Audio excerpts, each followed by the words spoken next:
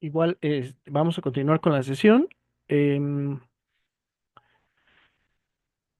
pues obviamente, como ya lo mencionaba, la Ley Federal del Trabajo no regula absolutamente como todas las obligaciones de los patrones y todas las situaciones que tienen que manifestar. Em, ¿Qué sí es lo que se presenta dentro de la misma ley? Justo ya lo mencionaba y era algo que Misael preguntaba con el tema de la NOM 037, que es la regulación del teletrabajo.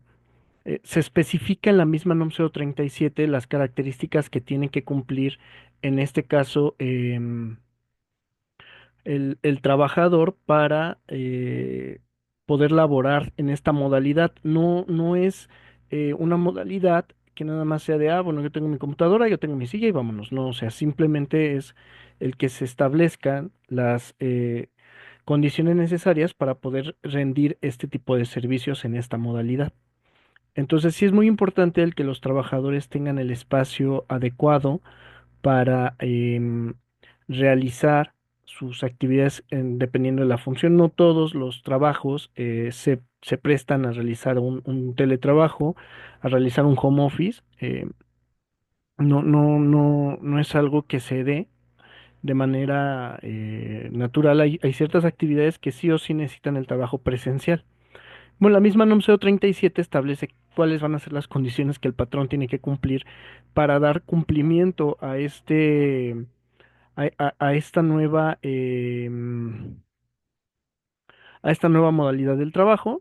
¿Qué es lo que va a propiciar el que tengamos de pronto a lo mejor alguna actividad o algún riesgo de trabajo? Eh, pues justo nos vamos a encontrar con consecuencias que pueden propiciar la pérdida de alguna facultad o de alguna capacidad para que el trabajador pueda realizar sus actividades. La primera es una incapacidad temporal. ¿Qué es esta incapacidad temporal? Es la pérdida de facultades o aptitudes que imposibilita parcial o totalmente a una persona para desempeñar su trabajo por algún tiempo. Pongamos de ejemplo una persona que pues va caminando y tiene justo esto que decíamos, ¿no? Que se lastima el tobillo, se lastima el pie, esto no le permite el continuar con la realización de sus actividades de trabajo y por ende, pues incapacita unos 3 días, o se incapacita una semana, dependiendo como de la gravedad que determine el médico de la clínica familiar. Es muy importante el que tengamos conciencia de que esta regulación de los riesgos de trabajo no nada más están regulados ya sea en la NOM o en la Ley Federal del Trabajo, sino también en la ley misma del Seguro Social, que es la ley que regula al IMSS. Y para los trabajadores al servicio del Estado, pues obviamente lo vamos a encontrar en la legislación correspondiente, la ley del ISSSTE, y que pues lo que buscamos al final del día es el encontrar un equilibrio con respecto a estos servicios que tienen los trabajadores cuando tienen algún problema de salud física, ¿no?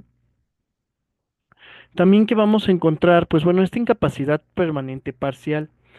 Esta incapacidad es un tanto especial. ¿Por qué? Porque se reconoce que el trabajador no, que el trabajador ha derivado de alguna situación por enfermedad o por accidente de trabajo no puede realizar completamente la función.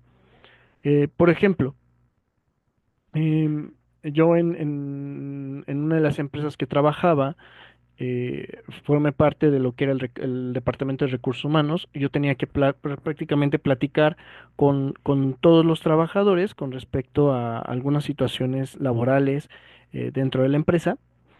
Y en alguna ocasión hubo una personita que de camino al trabajo, de hecho se le catalogó como riesgo de trabajo, eh,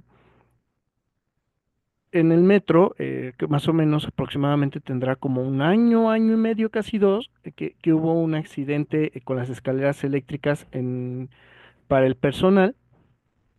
eh, Cae eh, las escaleras eléctricas paran, ella cae, toda la bola de gente cae encima y ella se lastima las vértebras del, de su columna. Va obviamente a la seguridad social, como ella tenía que estar mucho tiempo sentada, el personal médico le indica que no va a poder permanecer mucho tiempo de estas circunstancias, que posiblemente sea una incapacidad permanente total. Ella no pierde la capacidad de caminar, no pierde la capacidad de precisamente poder estar cumpliendo con sus funciones.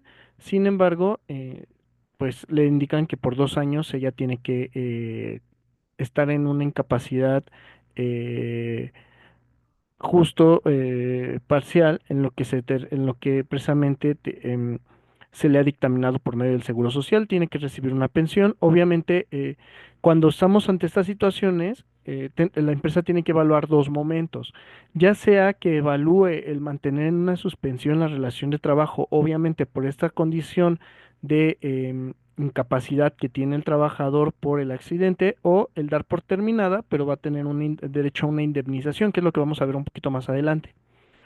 Em, Obviamente, pues este accidente que ella tiene, pues le dañó las columnas, le dañó la columna, le dañó las vértebras de manera permanente, es algo que no se le va a quitar. De hecho, ella recibió algunas operaciones y pues realmente no fue algo que ella buscara. Simplemente se dio, el daño ya lo tiene, no puede permanecer mucho tiempo sentada, obviamente poco a poco ha ido recuperando como cierta comodidad, pero pues no lo ha realizado. ¿Qué es la incapacidad permanente total? La incapacidad permanente total es otra de las consecuencias.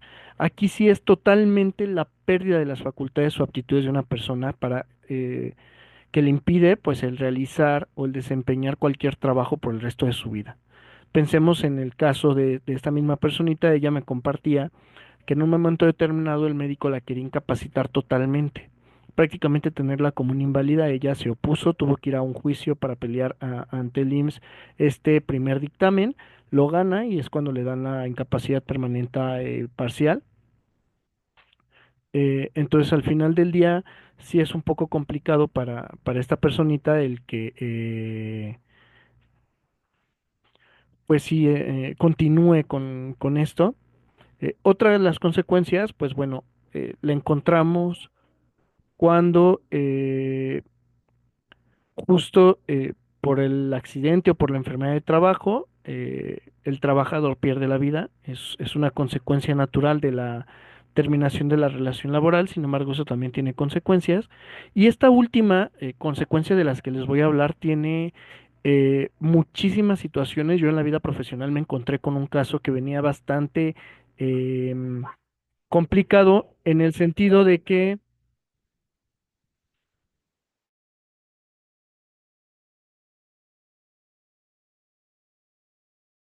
ante la desaparición forzada de personas por un acto delincuencial, es decir, por la comisión de un delito, em, de pronto la Ley Federal del Trabajo trata a estas personas que se han visto privadas de la comunicación en su trabajo, con su familia, y que no saben en su paradero. eh, en muchas ocasiones la Ley Federal del Trabajo establece o las trata como un tema de muerte, cuando la realidad es que no es así. En la realidad, la desaparición forzosa eh, lo que implica es que no se conoce del paradero de una persona. No podemos determinar hasta que encontremos su cuerpo o hasta que se tengan todos los indicios de que esta persona murió, no podemos considerarla como tal. En este caso en específico, tenemos que estar muy de la mano con la Ley General en materia de desaparición forzosa de personas, porque en caso de considerar a los trabajadores que se han visto en esa situación de desaparición, eh, como como como que ha fallecido, estamos revictimizando en este caso a sus familiares, porque pues la ley lo que está buscando es el no dar un dictamen hasta que se tengan como todas las medidas necesarias, o hasta que se tenga la certeza plenamente de que la persona falleció. Entonces sus familiares al final del día tienen esta esperanza, ¿no?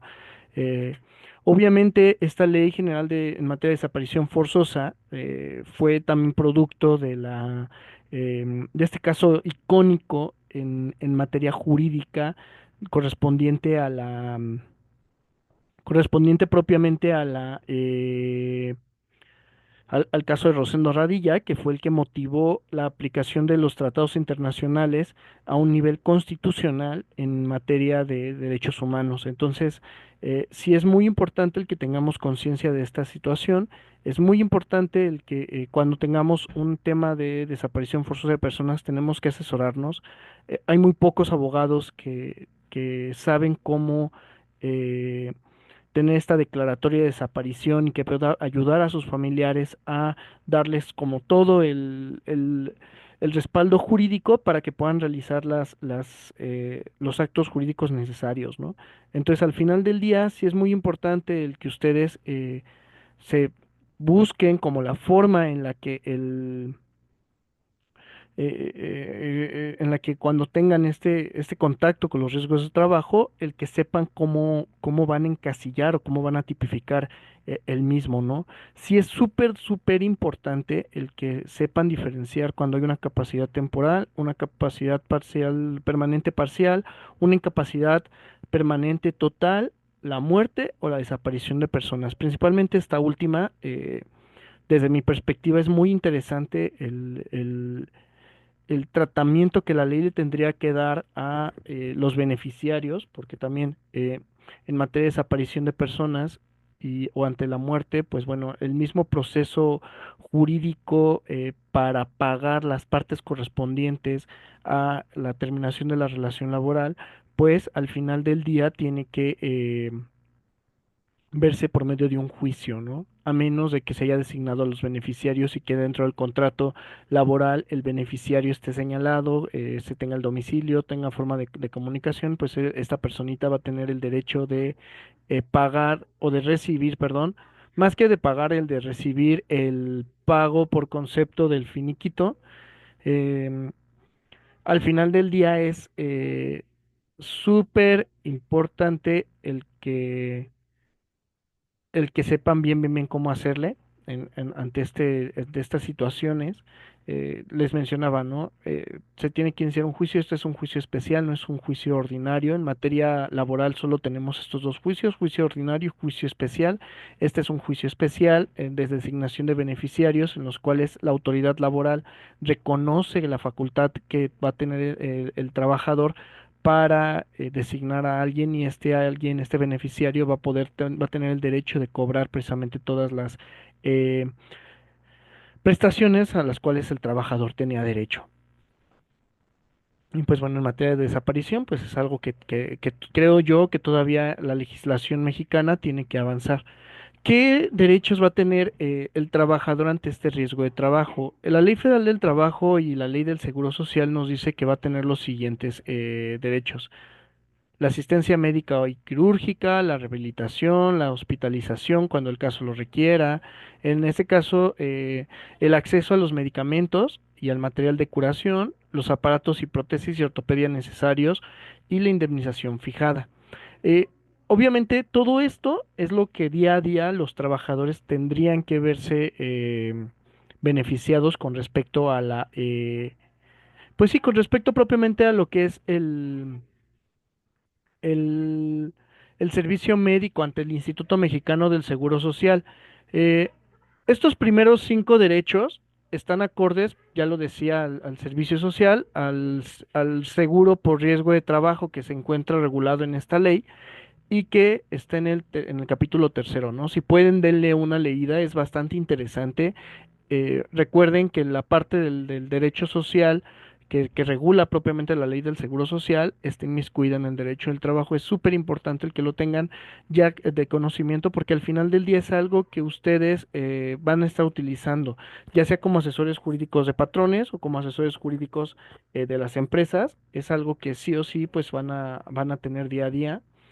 Eh, con respecto a la indemnización, esta indemnización es el pago que como trabajador tienes cuando tienes derecho si el riesgo de trabajo pues propicia una incapacidad temporal, es lo que precisamente se recibe al 60% si no fue considerado un riesgo de trabajo por el tema de alguna enfermedad general. La indemnización consiste en un pago, bueno, en el caso de un riesgo de trabajo, implique en el pago íntegro del salario que deje de percibir mientras subsista la imposibilidad de trabajar, ¿no? Este pago se va a hacer desde el primer día de la incapacidad. Obviamente se entiende que el riesgo de trabajo ocurrió por el ejercicio del trabajo, ¿no?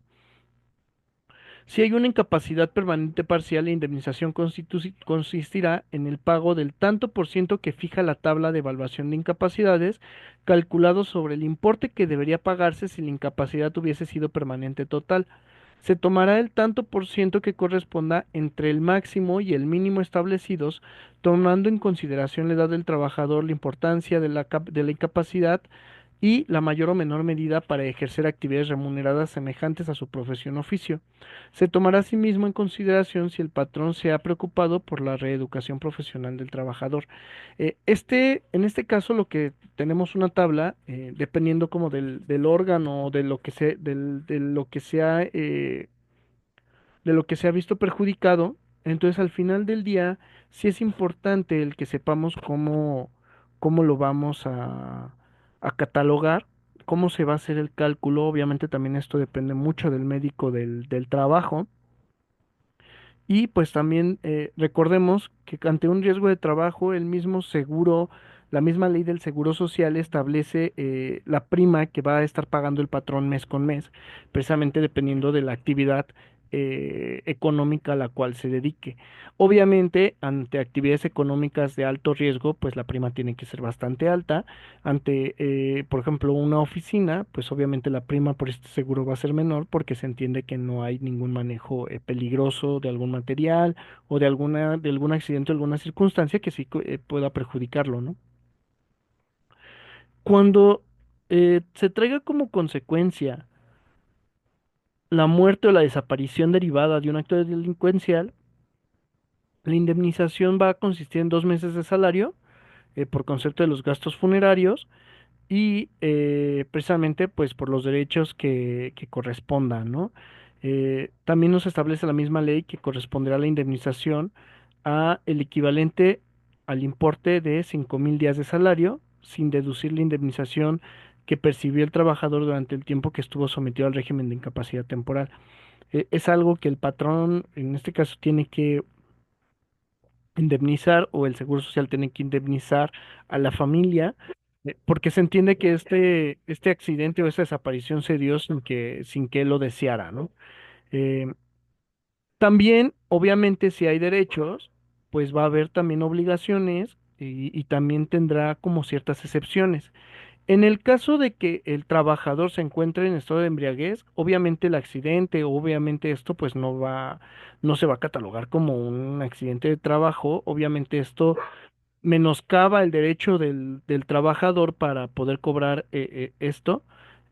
Si el trabajador incurre bajo alguna acción de narcótico, enervantes, otra vez lo mismo, o sea, tanto el alcohol como los narcóticos nublan la capacidad de las personas para realizar las actividades, entonces obviamente esto, pues, va a hacer que el accidente o el accidente pues no se catalogue como riesgo de trabajo y recuerden lo que vimos la semana pasada. Al estar bajo el influjo de el alcohol o de algún enervante sin que sea de uso médico, va a generar la causal de rescisión de la relación laboral. ¿Por qué? Porque precisamente el trabajador que llegue en estas condiciones pone en riesgo a sus compañeros de trabajo y al centro de trabajo. Entonces, em, aunque ustedes no lo crean, pasa mucho también en las empresas. Los trabajadores de pronto llegan en estado de ebriedad y pues propician accidentes y propician también muchísimas situaciones anómalas que no tendrían que pasar porque uno va al trabajo a trabajar, no va a embriagarse, no va de fiesta y esto es súper importante. También no se va a catalogar como riesgo de trabajo cuando haya sido por alguna riña o por algún intento de suicidio. ¿Por qué? Porque estamos entendiendo que al final del día el responsable de la riña o de los daños que se den es aquel que los ha causado, ¿no? Ante una lesión, el responsable es el que la causó, entonces tal cual no hay que considerarlo de esta manera. También Lo único que sí va a estar obligado el patrón en estos casos, no va a estar obligado a pagarlo, pero sí va a estar obligado a prestar los primeros auxilios y a cuidar el traslado del trabajador a su domicilio a un centro médico ante alguna situación.